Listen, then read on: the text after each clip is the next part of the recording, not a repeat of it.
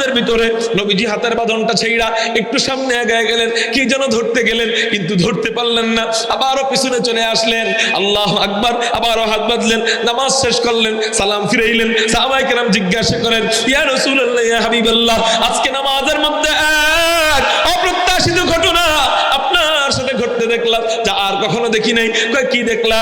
আমরা নামাজের ভিতরে দেখলাম আপনি নামাজের ভিতরে হাতের বাঁধনটা ছেড়া একটু সামনে এগিয়ে গেলেন, কি যেন ধরতে গেলেন কিন্তু ধরতে পারলেন না, আবারও পিছনে চলে আসলেন, কাহিনী তো বুঝলাম না। এবার নবীজি বলেন, ও আচ্ছা তোমরা দেখে ফেলছো? হ্যাঁ আমরা দেখে ফেলেছি। তাহলে শোনো, আজকে এক আশ্চর্য কাণ্ড কারবার আল্লাহ আমার সাথে ঘটাইয়া দিছে। কয় কি আশ্চর্য কাণ্ড কারবার? মানে আমি যখন নামাজ পড়াইতেছিলাম আমি তখন দেখতে পাইলাম হযরতে জিবরাইল আল্লাহ পাকের আদেশে পুরা জান্নাতটা হাতের মধ্যে নিয়া আমার নামাজের সামনে আইনা রাইখা দিছে। হযরতে জিবরাইল পুরা জান্নাতটা হাতের মধ্যে নিয়া আমার নামাজের সামনে আইনা রাইখা দিছে। আমি নামাজে দাঁড়াইয়া দাঁড়াইয়া জান্নাতের নাজ নেয়ামতগুলা দেখতেছিলাম। এর মধ্যে আমি দেখতে পাইলাম, ওহো কেমন নবীন নবী আল্লাহ আমাদেরকে দাঁড় করছেন। অন্যান্য নবীর আল্লাহরে বলে, আল্লাহ জান্নাতটা ইন্তেকালের পরে তো দেখবই, ইন্তেকালের আগে একটু জান্নাত দেখতে চাই। আল্লাহ বলে, লান তারা, এখনো দেখার সুযোগ আমি মাওলা দেই নাই, এখনো তোমাদের ওই চোখ আমি মাওলা দেই নাই, তোমরা দেখতে পারবা না। এদিকে অন্যান্য নবীদেরকে আল্লাহ ফিরাইয়া দেয়, আর আমাদের নবীজি দোয়া করেন, আল্লাহুম্মা ইন্নী আসআলুকাল জান্নাহ, আল্লাহুম্মা ইন্নী আসআলুকা রিদাকা ওয়া জান্নাতাল ফিরদাউস। ফাঁকে একটা কথা বইলা রাখি, যদি কোনো ব্যক্তি সকাল বিকাল মাত্র 3 বার বলে আল্লাহ তো আল্লাহ জান্নাত চাই, বলেন আল্লাহ জান্নাত চাই, আল্লাহ জান্নাত চাই, আল্লাহ জান্নাত চাই। আরবিতে যদি বলতে পারেন আল্লাহুম্মা ইন্নী আসআলুকাল জান্নাহ, আল্লাহুম্মা ইন্নী আসআলুকাল জান্নাহ, আল্লাহুম্মা ইন্নী আসআলুকাল জান্নাহ, কয় সেকেন্ড গেল? 3 থেকে 5 সেকেন্ড গেছে। এই 5 সেকেন্ডটা একটু যদি কষ্ট করতে পারেন, হাদিসের মধ্যে পাওয়া যায় 3 বার যদি জান্নাত চায়, পুরা জান্নাতটা আল্লাহর কাছে দোয়া করে, ও মওলা করিম রে, তোমার ওই বান্দাটা আমাকে চায়, আও তোমার ওই বান্দাকে আমার জন্য কবুল করে নাও। আর যদি 3 বার বলে আল্লাহ জাহান্নাম থেকে মুক্তি চাই, আল্লাহ জাহান্নাম থেকে মুক্তি চাই, আল্লাহ জাহান্নাম থেকে মুক্তি চাই। আপনি যদি আরবিতে বলতে পারেন আল্লাহুম্মা ইন্নী আউযু বিকা মিনান নার, অথবা আল্লাহুম্মা আজিরনি মিনান নার। আপনি যদি আরবিতে বলতে পারেন ভালো, আর না হইলে বাংলায় যদি বলতে পারেন আল্লাহ জাহান্নাম থেকে, বলেন 3 বার, জাহান্নাম থেকে মুক্তি চাই, জাহান্নাম থেকে মুক্তি চাই, জাহান্নাম থেকে মুক্তি চাই। এই 4 সেকেন্ড 5 সেকেন্ডে আপনি জাহান্নামকে দিয়ে কথা বলাইতে পারবেন। 5 সেকেন্ডে বলার সাথে সাথে পুরো জাহান্নামটা কথা বইলা আল্লাহর কাছে বলতে থাকে, ফরিয়াদ করতে থাকে, ও মওলা করিম রে, তোমার অমুক বান্দা আমার থেকে বাঁচতে চায়, তুমি ওই বান্দাকে আমার থেকে বাঁচাইয়া দিও। মেরে মুহতারাম ভাই, এই ছোট্ট একটা আমল আমরা করব কারা কারা প্রতিদিন? আল্লাহু আকবার বলে 2টা হাত আল্লাহকে দেখাই। রাজি আছেন ইনশাআল্লাহ?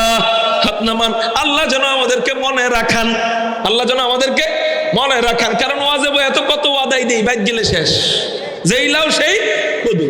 আল্লাহ যেন আমাদেরকে মনে রাখান।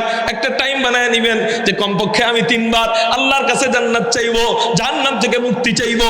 ও মেরে মুহতারাম ভাইও, তো নবীজি বলেন, অন্যান্য নবীরা বলেন আল্লাহ ইন্তেকালের পরে তো জান্নাত দেখবই, ইন্তেকালের আগে একটু জান্নাত দেখতে চাই, আল্লাহ ফিরায় দেয়। কিন্তু আমাদের নবীজি জান্নাত দেখতে চায়। আল্লাহ বলে, ও জিবরাইল রে, আমার রাসূল জান্নাত দেখতে চাইছে। তো জিবরাইল এমন একটা ভাব ধরে, আল্লাহ নবীকে জান্নাতে নিয়ে আসবো। আল্লাহ বলে, না না না, নবীর জান্নাতে নিয়ে আসবি না, এটা পরের ব্যাপার। আমার রাসূল জান্নাত দেখতে চাইছে, আমার রাসূলের আজমত এত বাড়াইছি, এত বাড়াইছি, এত বাড়াইছি। আমার রাসূল যেখানে থাকবে পুরো জান্নাতটা তোর হাতের মধ্যে নিয়ে আমার রাসূলের সামনে নাই, সামনে হাজির হয়ে যাবি। এবার নবীজি নামাজে দাঁড়িয়ে থাকে, হযরতে জিবরাইল পুরা জান্নাতটাকে উঁচা কইরা হাতের মধ্যে নিয়া নবীজির নামাজের সামনে আইনা রাইখা দেয়। নবীজি বলেন, আমি নামাজের মধ্যে দাঁড়িয়ে দাঁড়িয়ে জান্নাতের নাজ নেয়ামতগুলো দেখতেছিলাম।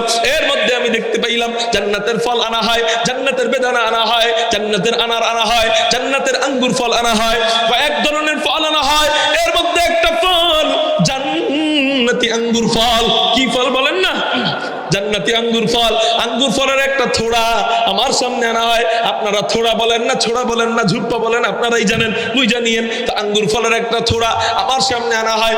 আমি নবী, জান্নাতের আঙ্গুর ফল বলে কথা, আমি আর নিজেকে সামলাইতে পারলাম না। ও যুবকরা, শুক্রবারে তো জিলাপির লোভে সামলাইতে পারো না, জুতা পর্যন্ত হারায় যায়, ওই জিলাপি ধরতে যায় জুতা পর্যন্ত ছিঁড়ে যায়। নবীজির সামনে জান্নাতি আঙ্গুর ফল আসছে, নবীজি নিজেকে সামলাইতে পারে না।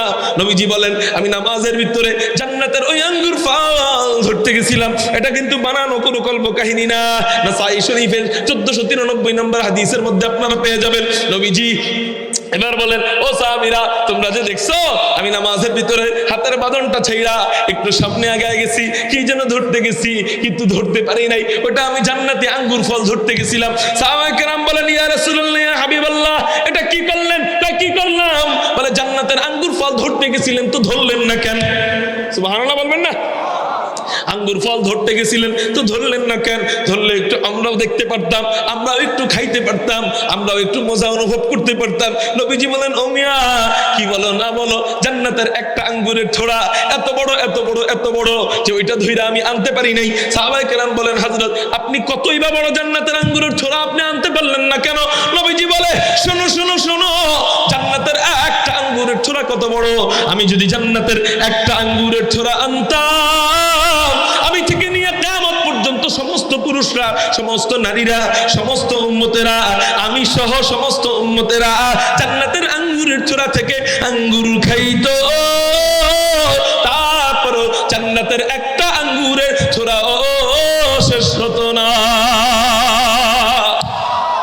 লা দিদ্দা ওয়ালা নিদ্দা ওয়ালা হাদ্দালি মাওলা, লা দিদ্দা ওয়ালা নিদ্দা ওয়ালা হাদ্দালি মাওলা, লা কুফওয়া ওয়ালা বিলদা ওয়ালা আম্মা ক্বালা।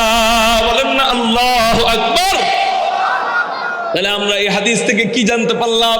জান্নাতি আঙ্গুর ফল আর দুনিয়ার আঙ্গুর ফল আকাশ পাতালও যদি পার্থক্য করি, ভুল হবে না সঠিক হবে? ভুল হবে। মেরে মহতারাম ভাই, তাহলে এখান থেকে আমরা বুঝলাম জান্নাতি খাবার আর দুনিয়ার খাবার এক। এখান থেকে আমরা এটাও বুঝলাম জান্নাতি মাছের কলিজা আর দুনিয়ার মাছের কলিজা এক নয়। সুবহানাল্লাহ। এখন আপনি বলতে পারেন, হুজুর এত বড় বড় কলিজা বুঝলাম, এখন তো আরেক কাহিনী, আরেক ইশকাল, আরেক প্রশ্ন। আগে তো মনে করছি পেট বড় কলিজা ছোট, এখন তো খাবারের জান্নাতের যে আঙ্গুরের উদাহরণ দিলেন, এটা দিয়ে তো বুঝলাম যে জান্নাতের কলিজা বড়, পেট তো মনে হয় ছোট। হুজুর এত বড় বড় খাবার, এত বড় বড় কলিজা, এগুলা খাওয়ার মতো তো আমাদের যোগ্যতার দরকার, শক্তির দরকার। খাওয়ার জন্য শক্তির দরকার আছে নাকি নাই? জোয়ান মানুষ যা পারে, বুড়া মানুষ কি তা পারবে নি? খাওয়ার জন্য শক্তির দরকার। ইফতারির আগে চিন্তা করি, বাবা আজকে যা রাঁধছে, মা আজকে যা রাঁধছে সব খাবো, মেয়ে আজকে যা রাঁধছে সব খাবো, ওই বিবি আজকে যা রাঁধছে সব খাবো। কিন্তু আল্লাহু আকবার, খাইতে বসে 40 পদের আইটেম, একটা একটা করে খাওয়া আরম্ভ করে, 3টা মাত্র খেজুর খায়, 1 গ্লাস পানি খায়, ওর বেড়াগিরি শেষ। ঠিক না ঠিক? আর পেট বেড়ে যায়। আর তারপরে যা খায় এটা অতিরিক্ত। অতিরিক্ত যদি নাই হইতো তাহলে মাগরিবের পরে পেটটা 6 মাইসা বানায় আচিত পটা হইয়া থাকে। ঠিক না ঠিক? এটা কেন? অন্য সময় তো এত শুয়ে থাকে না, তো মাগরিবের পরে তখন শুয়ে থাকে কেন? বলে খাবার বেশি হয়ে গেছে। ওই 3টা খেজুরই যথেষ্ট ছিল। তাহলে আমাদের শক্তি কেমন খাবার? ওই 3 খেজুর আর 1 গ্লাস পানি, আমাদের বেড়াগিরি শেষ। তো হুজুর এই খাবার নিয়ে আনি আমরা জান্নাতে খাইতে পারবো? জান্নাতে পাখি উড়ে যেতেছে, এই বেটা বয়ানের মাঝখানে বয়া খাইবা, জান্নাতে খাওয়ান পাইবা না। আপনারা আমার দিকে তাকান, ও মেরে মহাদার, স্কুলে স্যারে অঙ্ক করাইতেছে, আপনি কি বসে বসে বাদাম চাপাইতে পারতেন? তাহলে স্কুলের ক্লাসের চেয়ে এটা কোনো দিক দিয়ে কম না আরো বেশি? বেশি নাই ক্লাস? এই জন্য কখনোই কোনো মজলিসে আমরা যে মজলিসে যাওয়ার পরে আমরা কয়েকটা কাজ করে ফেলবো, সাথে সাথে যাওয়ার সময় আমরা পিছনে পিছনে বসবো না, আমি সবার সামনে বসার চেষ্টা করবো। ঠিক আছে? সবার সামনে যায় বসবো, আমার সামনে যেন ফাঁকা না থাকে। এবং আরো 10 জনকে ডাক দিব যে আসেন, আপনি গেলে আমি যাবো, আসেন তাড়াতাড়ি, সামনে নিয়ে বসাইবেন। 2 নাম্বার, পান যদি চাবাইতে থাকেন ফালাই দিয়েইবেন, হাতে বাদাম থাকলে পকেটে রাখবেন। ঠিক আছে? 3 নাম্বার, বসবেন তো নামাজের শুরুতে বসবেন। 4 নাম্বার, কথা যা শুনবেন, সুর থাকুক চাই না থাকুক, বক্তার সুর থাকুক চাই না থাকুক, কথা যা শুনবেন এগুলা আমল করার চেষ্টা করবেন, আমলের নিয়তে শুনবেন। তো এবার শুনেন, আল্লাহ আমাদেরকে জান্নাতে এই গেছে, মনে মনে বলবেন ইস যদি খাইতে পারতাম। সাথে সাথে পাখিটা ভুনা হয়া তিনটা জিনিস, প্লেট, পাখি, দস্তরখান, এই তিনটা আপনার সামনে এসে যাবে। এবার পাখি খাবেন, খাওয়ার পরে হাড্ডি নিচে রাখবেন, হাড্ডি আবার পাখি হয়ে উড়াল দিবে। বিজ্ঞান আগে কি বলতো জানেন? বিজ্ঞান বলতে হুজুর এই গাঁজাখুরি কথা পাই করছে গা, নবীজি এই সমস্ত গাঁজাখুরি সংবাদ পাইছে করছে গা। কি কথা? নাউজুবিল্লাহ। কাকি এই যে মনে মনে বলে, এখান থেকে আবার পাখির কাছে এই মনের কথা যায় কেমনে, ওইটা আবার অ্যাটাক করে কেমনে, এবং পাখি আবার ভুনা হয় কেমনে। বিজ্ঞান এখন আবিষ্কার করছে রিমোটের চুলা। চুলা ওখানে থাকে, এখানে বৈশা বৈশা, মোবাইলেও নাকি সফটওয়্যার ওই চুলার সাথে ম্যাচিং করা যায়, এখানে বৈশা বৈশা রাঁধবে, দূরে বৈশা বৈশা রাঁধতে থাকে। এখান থেকে চুলা সেটিং করে, ওখানে চুলার কাজ চলতে থাকে, ওখানে চুলা গরম হয় আবার ঠান্ডা হয়, আবার যদি লাড়া দিতে হয় সব রিমোট কন্ট্রোলে। রিমোট দিয়ে যদি চুলা কন্ট্রোল করা যায়, রিমোট দিয়ে যদি এসি কন্ট্রোল করা যায়, রিমোট দিয়ে যদি পাখা কন্ট্রোল করা যায়, রিমোট দিয়ে যদি হাজার হাজার হাত উপরে, ফুট উপরে স্যাটেলাইট এটা কন্ট্রোল করা যায়, তো এই বুদ্ধি, যেই বুদ্ধি দিয়ে তুই এই রিমোট বানাইছস, এই বুদ্ধি দিছে আল্লাহ। এই রিমোটের ইঞ্জিনিয়ার তুই, আল্লাহ তোরে বুদ্ধি দিছে। তো আল্লাহর দেওয়া বুদ্ধি দিয়ে যদি তুই এত বড় ইঞ্জিনিয়ার হইতে পারস, জান্নাতে কোনো আর ইঞ্জিনিয়ার থাকবে না, ইঞ্জিনিয়ার স্বয়ং আল্লাহ নিজে। তো আল্লাহ কি পারবেন না এই মনের রিমোট তৈরি করতে? মনে মনে খালি বলবে, সাথে সাথে পাখি ভুনা হয়ে প্লেট এবং দস্তরখান এবং আপনার পাখি আপনার সামনে আসবে। পাখি খাবেন, খাওয়ার পরে হাড্ডি নিচে রাখবেন, হাড্ডি আবার পাখি হয়ে উড়াল দিবে। এবার প্লেট, এবার কি প্লেটটা চাপাইতে নিবেন, দেখবেন কি প্লেট থেকেও খাবারের ঘেরান আসে, একটু কামড় দিয়ে দেখি, কামড় দেওয়ার পরে দেখবেন কি প্লেট থেকেও 70 রকমের বেশি স্বাদ। এবার আপনি প্লেট সুইট খেয়ে ফেলবেন। আমি যখন এটা পড়ছি তখন কই কিরে ভাই প্লেট খায় কেমনে, যাক জান্নাতে যায় দেখমু। পরে দুনিয়াতে আল্লাহ দেখাইছে কেমনে জানেন? ওই পোলাপানা একটা আইসক্রিম খায়, কোন আইসক্রিম, ভিতরেরটাও খায় উপরের শক্তটাও খায়, প্লেটের সিস্টেমের ওইটাও খায়, ঠিক না ভাই? ঠিক। এটা আর কি কসুর সুন্দর, ওইটা আরো বেশি সুন্দর, প্লেটও খায় ভিতরেরটাও খায়।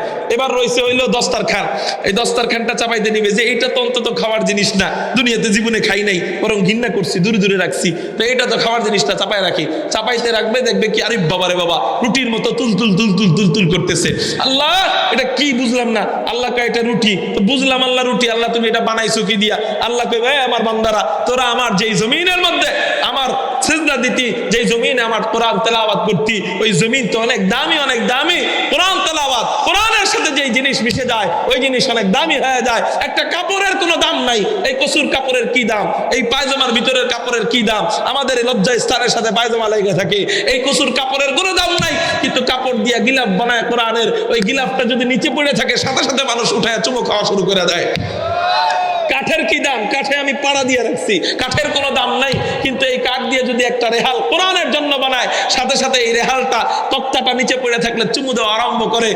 রাতের আলাদা কোনো দাম নাই, কিন্তু কোরআন যেই রাতে নাজিল হয় ওই রাত কত দামি হয়ে যায়। মানে লাইলাতুল কদরি খায়রুম মিন আলফি শাহর, হাজার মাসের চেয়ে উত্তম হয়ে যায়।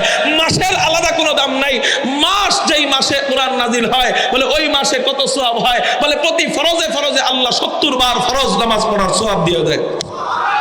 রমজানুল মুবারকের দাম বাড়ায় দেয়। মানে এলাকার আলাদা কোনো দাম নাই। এই যে হুমনা এলাকায় নামাজ পড়লে বেশি সওয়াব পাওয়া যাবে, বলে যে সওয়াব পাওয়ার কথা সেই সওয়াবই পাওয়া যাবে। তিতাস এলাকায় নামাজ পড়লে একই সওয়াব পাওয়া যায়, হুমনা এলাকায় নামাজ পড়লে একই সওয়াব পাওয়া যায়। কিন্তু মক্কায় কোরআন নাজিল হয় আর মদিনায় কোরআন নাজিল হয়, বলে মক্কায় নামাজ পড়ো 1 লাখ রাকাতের সওয়াব, মদিনায় নামাজ পড়ো 50,000 রাকাতের সওয়াব আল্লাহ কোরআনের বরকতে দিয়ে দেয়।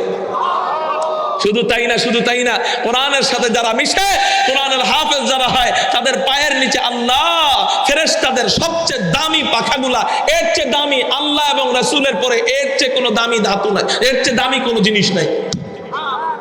আল্লাহর সৃষ্টি ধাতু, এই ধাতু ফেরেশতাদের পরে এর চেয়ে কোনো সৃষ্টি, এর চেয়ে দামি কোনো জিনিস এই আসমান এবং জমিনের মাঝখানে আর নাই। সেটা কি? সেটা হলো ফেরেশতাদের পাখা, যেটা আসমান জমিন থেকেও দামি। বলে একজন হাফেজে কোরআন, কোরআনের সাথে মিশার কারণে তার পায়ের নিচে আল্লাহ ফেরেশতাদের পাখাগুলা বিছাইয়া দেয়। বলে তুই কোরআনের সাথে মিশতে পারস নাই, কোরআন তুই নিজে হাফেজ হইতে পারস নাই, তুই একটা সন্তান হাফেজ বানা, তোরে কেমন দামি বানাবো, তোর মাথায় হাসরের ময়দানে নূরের টুপি পরায় দিব, তোরে জান্নাতে না নিয়ে তোর পোলাটায় জান্নাতে ঢুকবো না। 10 জনকে নিয়ে জান্নাতে ঢুকবে। এবার ভাই এই মাঝখানে একটা ওয়াদা দিয়া দিই, কমপক্ষে একজন সন্তান। কয়জন? আল্লাহ তো একজন নাও দিতে পারতো, ঠিক না বে ঠিক? আল্লাহ দিছে, আল্লাহ তো মায়ের পেট থেকেই অনেকেরে নিয়ে যায়। তো আল্লাহ আমার সন্তান যদি যে কয়টাই দেখ, সবাইরে তো কোরআন শিখাবো, এটা তো বাধ্যতামূলক। কিন্তু পারলে সবাইকে হাফেজ বানাবো, না পারলে কমপক্ষে একজনকে আমি হাফেজ বানাবো। কারা কারা ওয়াদা দিতে রাজি? আল্লাহু আকবার বলে দুটো হাত আল্লাহকে দেখে রাজি আছে ইনশাআল্লাহ?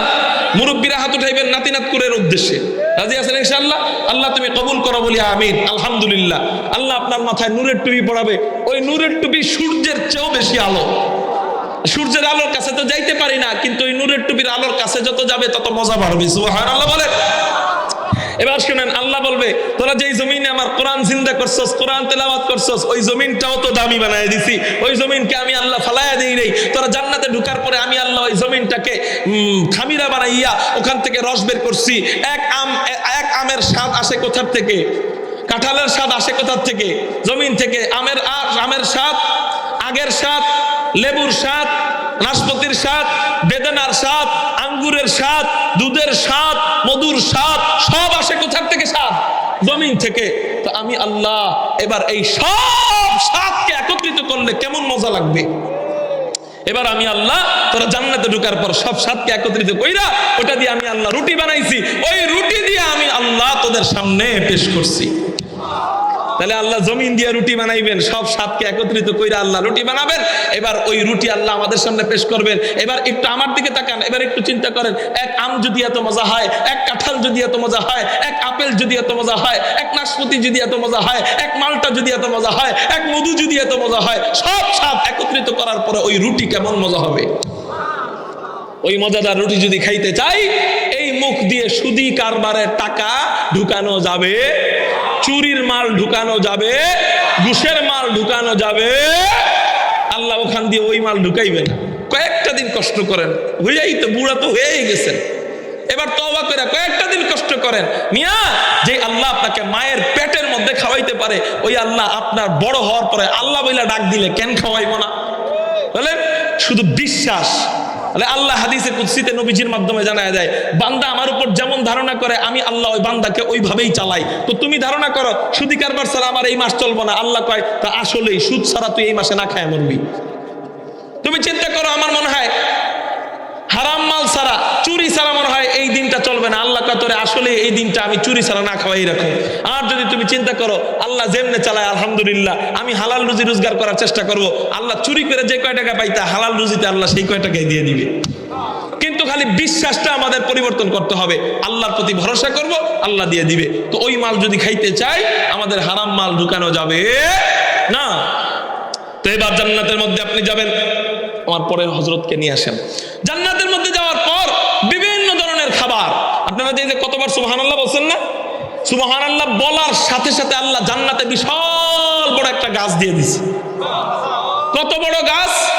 বলে ওই গাছের দূরত্ব হলো, দ্রুতগামী যানবাহন দৌড়াইলেও 500 বছর দৌড়াবে, তারপরেও গাছের ছায়াও শেষ হবে না। ওয়াদুল্লিলাত কুতুফুহা তাজলিলা। আল্লাহ ওই গাছ, এত বড় বড় গাছ, 500 বছরের এত লম্বা গাছ, তো এত বড় গাছ, ফল একটা ঝুলে থাকবে বড়। আপনি আল্লাহর কইবেন আল্লাহ ওটা খামু কেমনে এত উপরে? আল্লাহ কোরআনের মধ্যে বলেন ওয়াদুল্লিলাত কুতুফুহা তাজলিলা, ওই ফলগুলা ঝুইকা তোমার হাতের নাগালে তোমার অধীনে আইসা যাবে, একেবারে তোমার কাছে আইসা যাবে, তুমি ধরে ধরে খাইতে থাকবা। সুবহানাল্লাহ বলেন। আল্লাহু আকবার। তো বলতেছিলাম এই সুবহানাল্লাহ বলার কারণে কি হয়, আরেকটা কথা ভাগে বইলা দিই। সুবহানাল্লাহ একবার বলার সাথে সাথে 3 দুনিয়ার সবার সম্পত্তি আমাদেরকে আল্লাহ দিয়া দেয়। কয় দুনিয়ার সমান সম্পত্তি? 3 দুনিয়ার সমান সম্পত্তি। সুবহানাল্লাহ বলার সাথে সাথে আসমান জমিনের মাঝখানের খালি জায়গা আল্লাহ নেকি দ্বারা পরিপূর্ণ করে দেয়। কয় দুনিয়া পাইলাম? 1 দুনিয়া। কয় দুনিয়া? 1। আসমান জমিনের মাঝখানের খালি জায়গা কয়শো বছরের? আবু দাউদ শরীফের হাদিস, আবু হুরায়রা রাদিয়াল্লাহু তাআলা আনহু থেকে বর্ণিত, আসমান জমিনের মাঝখানের খালি জায়গা হলো 500 বছরের। এবার দুনিয়ার খালি জায়গা হলো 500 বছরের, ওদিক দিয়ে আবার জান্নাতের গাছটাও আল্লাহ দিয়া দেয় সুবহানাল্লাহ বলার কারণে, ফলদায়ক গাছটাও 500 বছরের। তাহলে ওই গাছও 500 বছরের, এদিক দিয়ে দুনিয়াটাও কয়শত বছরের? 500 বছরের। তাইলে আল্লাহ দুনিয়া পরিমাণ নেকি দিল 1 দুনিয়া। দ্বিতীয় নাম্বার, দুনিয়ার সমান আল্লাহ জান্নাতে গাছের মালিকও বানায় দিল। কয় দুনিয়ার সমান পাইলাম? 2 দুনিয়া। এবার তৃতীয় নাম্বার দুনিয়া, গাছ দিলে গাছের নিচে কি থাকে? পানি থাকে না জমিন থাকে? জোরে বলেন। এবার গাছটা যদি হয় 500 বছরের, জমিন কি 1 মাইল হইব? তাহলে জমিনটা 500 বছরের হবে, 500 বছরেরই হবে। আল্লাহ কি কইবে, এই বান্দা সাবধান, গাছ তোর, হুদা জমিন আমার, জমিনে যাওয়া নিষেধ। আল্লাহ এটা কইব? আল্লাহ কি বলবে, গাছে তোর, জমিনও আমি আল্লাহ তোরে দিয়ে দিলাম। তার মানে ওই জমিনটাও 500 বছরের আল্লাহ আমারে দিয়ে দিবে। 3 নাম্বার দুনিয়ার সমান জান্নাতে মালিক আমাকে বানায় দিবে। একবার সুবহানাল্লাহ 1 সেকেন্ডে বলার কারণে 3 দুনিয়ার সমান সম্পত্তির মালিক আল্লাহ যদি আমারে বানায়, প্রতিদিন যদি আমি 100 বার সুবহানাল্লাহ বলি, আমার কি খুব লস হবে? 100 বারে 300 দুনিয়ার সমান জান্নাতের মালিক আল্লাহ আমারে বানায় দিবে। আমি চিন্তা করি তাহলে আমাদের মাঝে আর কারি ইব্রাহিম উজানির মাঝে কত পার্থক্য, আমাদের মাঝে আর সৈয়দ ফজলুল করিমের মাঝে কত পার্থক্য। আমি চিন্তা করি আমাদের মাঝে আর হাফিজি হুজুরের মাঝে কত পার্থক্য, আমাদের মাঝে আর বড় পীর আব্দুল কাদের খাজা মুঈনুদ্দিন চিশতির মাঝে কত পার্থক্য, যারা 24 ঘন্টাই তাদের নিঃশ্বাসে শ্বাস প্রশ্বাসে। হযরতে হাফিজি হুজুরের ব্যাপারে পাওয়া যায় উনি নাক ডাকতেন, নাক ডাকার থেকে আল্লাহ আল্লাহ শব্দের আওয়াজ বের হইত। হাফিজি হুজুর টয়লেটে যাওয়ার সময় এক খাদেম দেখেন কি টয়লেট থেকে বের হওয়ার পরে জিহ্বা কাটা গেছে। জিজ্ঞাসা করছে, হযরত জিহ্বা কাটা কেন, জিহ্বা দিয়ে রক্ত বের হচ্ছে কেন? বলে, ভাই মানুষ অভ্যাসের দাস, জিকির করতে করতে এমন অভ্যাস হয়ে গেছে আমার, টয়লেটের ভিতরে আল্লাহর নাম আইসা যায়, এই জন্য আমি সবসময় টয়লেটে যাই জিহ্বা কামড় দিয়ে। এইভাবে আমি জিহ্বা কামড় দিয়ে টয়লেটে যাই, আজকে জিহ্বা কামড়টা জোরে লেগে গেছে, এই জন্য রক্ত বের হয়ে গেছে। তাদের মাঝে আর আমাদের মাঝে কত পার্থক্য, একবার সুবহানাল্লাহ বেশি বলবে তো 3 দুনিয়ার সমান জান্নাতে বেশি মালিক হয়ে যাবে। তাহলে আমরা প্রতিদিন কারা কারা কমপক্ষে 100 বার সুবহানাল্লাহ ফজরের পরে এবং মাগরিবের পরে পড়বো? আল্লাহু আকবার বলে 2টা হাত উঠাই। রাজি আছি ইনশাআল্লাহ? হাত নামান। ফাঁকে আমার 2 মিনিট সময় আছে, 2 মিনিটে একটা হাদিস শোনায় দেই। নবীজি তিরমিজি শরীফ 4371 নম্বর হাদিসে বলে, সব ওয়াজ মুখস্থ থাকে না, এই লাস্টের ওয়াজটা মুখস্থ করে যান। নবীজি হাদিসের মধ্যে জানায় দেয়, মান সাব্বাহাল্লাহ মিআতান বিল গাদাতি ওয়া মিআতান বিল আশিয়্যি কানা কামান হাজ্জা মিআতা হাজ্জাতিন। কোন ব্যক্তি যদি ফজরের পরে 100 বার সুবহানাল্লাহ, রাতের বেলা মাগরিবের পরে 100 বার সুবহানাল্লাহ পড়ে, আল্লাহ তাকে 100 বার হজ করার সওয়াব দিয়ে দেয়। জীবনে মিয়া একবারও হজে যাইতে পারছেন? অনেকে একবারও হজে যাইতে পারে না। সেখানে আল্লাহ নবীজির মাধ্যমে জানায় দেয়, ও আমার বান্দারা রে, তোর মনে কষ্ট, হজে যাইতে পারস না তো তুই মুমিন, মনে তো কষ্ট থাকবেই। কাগজ দিয়ে না, আমি বয়ান শেষ করে ফেলতেছি। তুই মুমিন, মনে তো তোর কষ্ট থাকবেই, কিন্তু আমি আল্লাহ তোরে কষ্টের বিনিময়ে তোরে কি দান করতেছি, তুই একটু সুবহানাল্লাহ 100 বার কষ্ট করে পর, আমি আল্লাহ হজের সব 100টা দিয়ে দিব 1 মিনিটে।